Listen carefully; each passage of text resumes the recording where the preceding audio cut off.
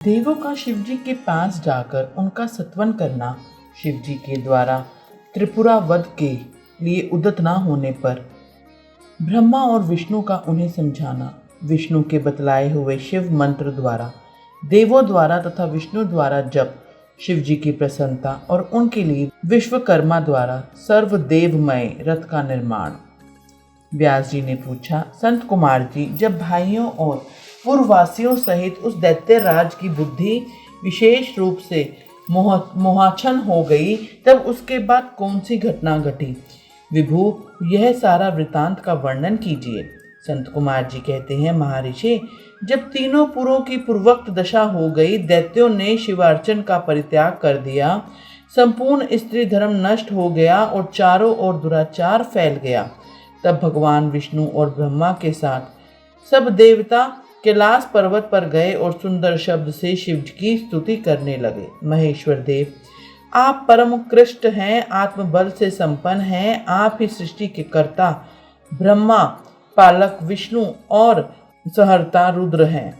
पर ब्रह्म स्वरूप आपको नमस्कार है। जो महादेव जी का सत्वन करके देवों ने उन्हें साष्टांग प्रणाम किया, फिर भगवान विष्णु ने जल में खड़े होकर अपने स्वामी परमेश्वर शिव का मन ही मन स्मरण करके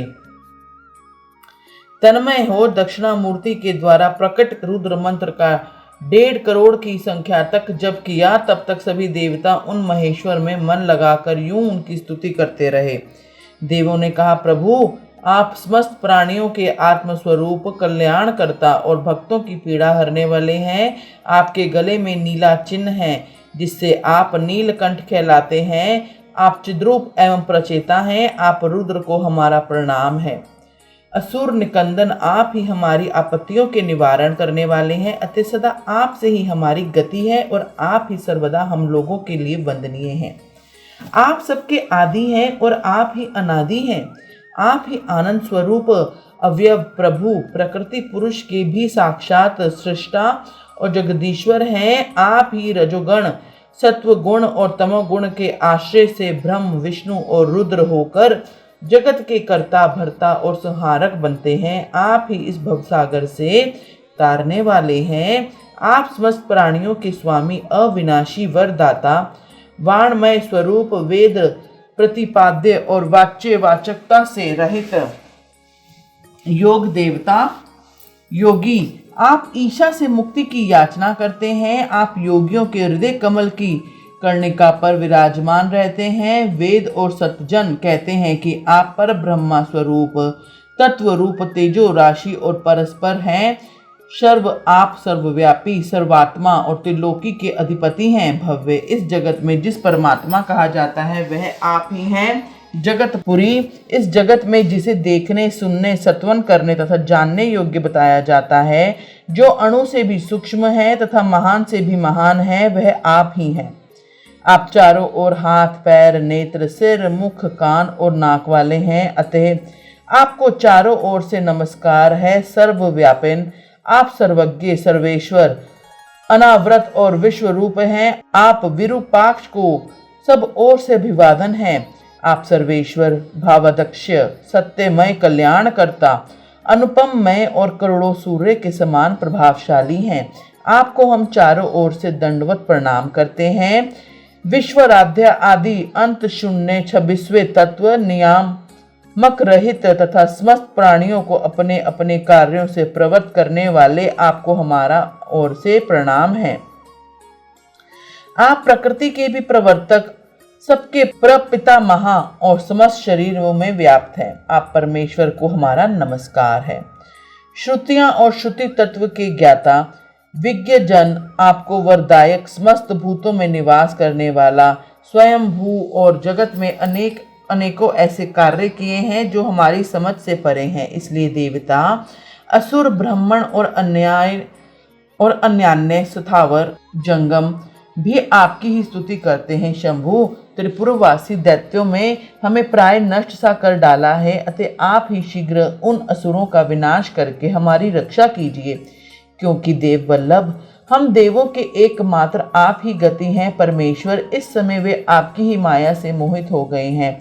अतः प्रभु, वे भगवान विष्णु द्वारा बताई हुई युक्ति के चक्र में फंसकर सारा कर्म धर्म कर्म छोड़ बैठे हैं। भक्त वत्सल हमारे सौभाग्य वश इस समय उन दैत्यों ने संपूर्ण धर्मों का परित्याग कर दिया है और नास्तिक शास्त्र का आश्रय ले रखा है।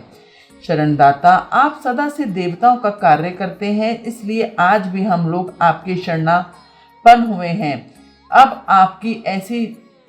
आपकी जैसी इच्छा हो वैसा कीजिए। संत कुमार जी कहते हैं, मुनिवर इस प्रकार महेश्वर का सत्वन करके देवगण दीन भाव से अंजलि बांधकर सामने खड़े हो गए।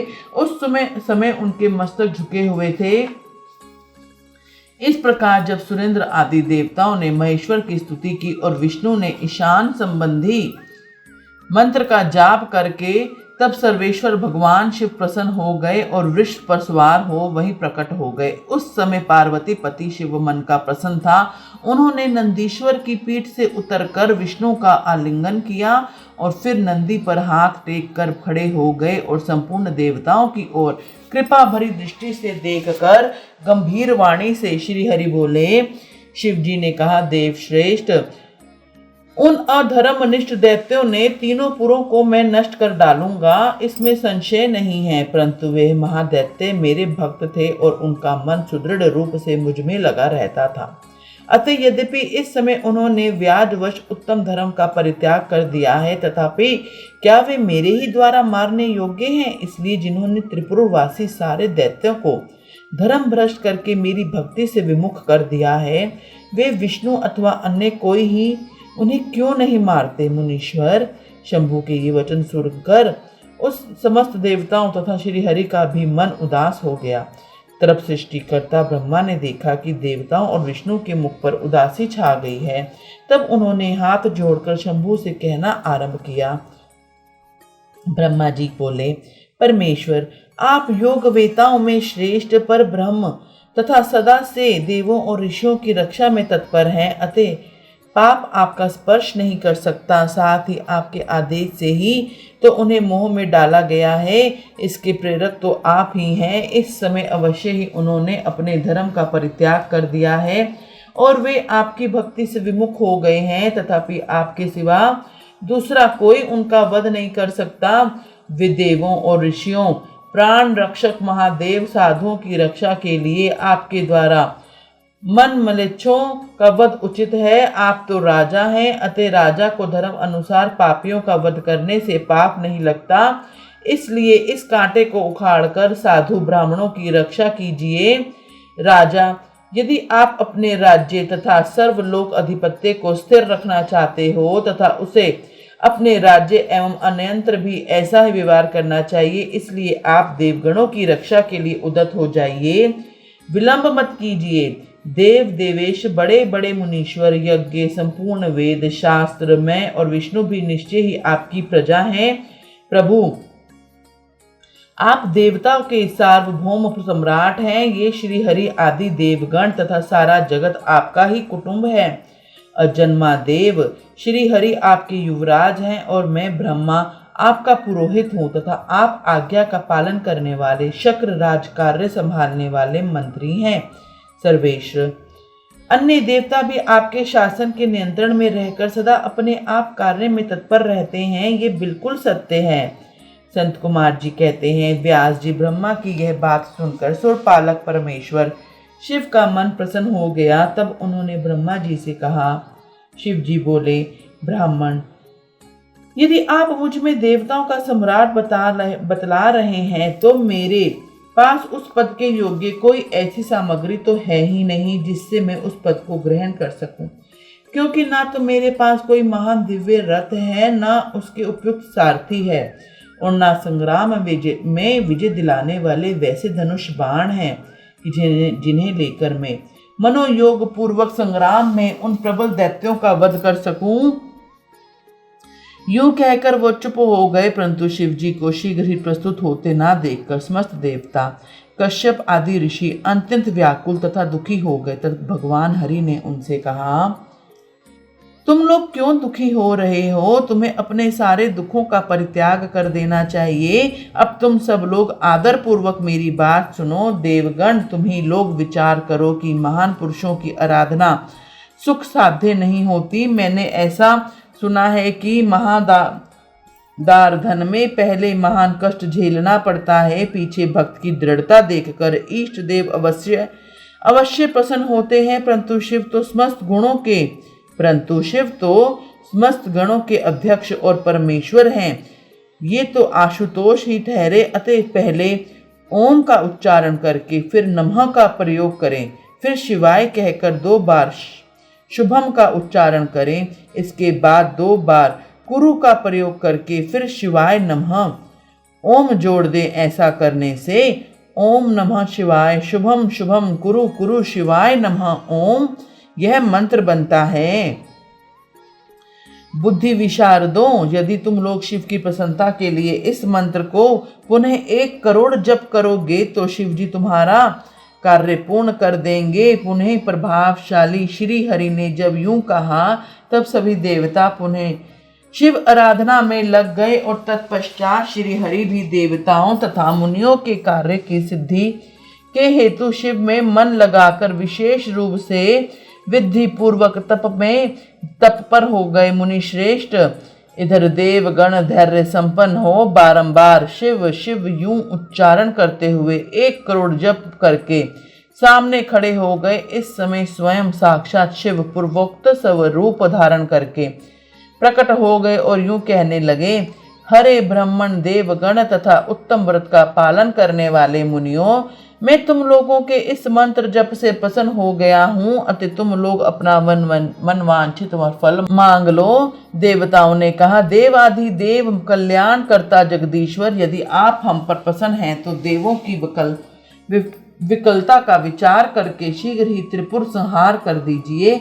परमेश्वर, आप दीन बंधु तथा कृपा की खान हैं। आपने ही सदा हम देवताओं की बारंबार विपत्तियों से रक्षा की है, अतः इस समय भी आप ही हमारी रक्षा करेंगे। संत कुमार जी कहते हैं, ब्राह्मण, तब ब्रह्मा और विष्णु सहित देवों की यह बात सुनकर शिव जी मन ही मन प्रसन्न हुए और इस प्रकार बोले, अब त्रिपुर को नष्ट हुआ ही समझो। तुम लोग आदर पूर्वक मेरी बात सुनो और मैंने पहले जिस दिव्य रथ, सारथी, धनुष और उत्तम बाणों को अंगीकार किया है वह सब शीघ्र ही तैयार करो। विष्णु तथा विधे, निश्चय ही तुम लोग त्रिलोकी के अधिपति हो, इसलिए तुम्हें चाहिए कि मेरे लिए प्रयत्न पूर्वक सम्राट के योग्य सारा उपकरण प्रस्तुत कर दो। तुम दोनों सृष्टि के सृजन और पालन कार्य में नियुक्त हो, अतः त्रिपुर को नष्ट समझकर देवताओं की सहायता के लिए यह कार्य अवश्य करो। यह मंत्र शुभ है, महान पुण्यमय तथा मुझे प्रसन्न करने वाला है। यह भुक्ति मुक्ति का दाता, संपूर्ण कामनाओं का पूरक और शिव भक्तों के लिए आनंदप्रद है। यह स्वर्गकामी पुरुषों के लिए धन, यश और आयु की वृद्धि करने वाला है। यह निष्काम के लिए मोक्ष तथा साधन करने वाले पुरुषों के लिए भक्ति मुक्ति का साधक है। जो मनुष्य पवित्र होकर सदा इस मंत्र का कीर्तन करता है, सुनता है अथवा दूसरे को सुनाता है, उसकी सारी अभिलाषाएं पूर्ण हो जाती हैं। संत कुमार जी कहते हैं, पुण्य परमात्मा शिव की यह बात सुनकर सभी देवता परम प्रसन्न हुए और ब्रह्मा तथा विष्णु को तो विशेष आनंद प्राप्त हुआ। उस समय विश्वकर्मा ने शिव की आज्ञा अनुसार विश्व के हित के लिए एक सर्वदेवमय तथा परम शोभन दिव्य रथ का निर्माण किया।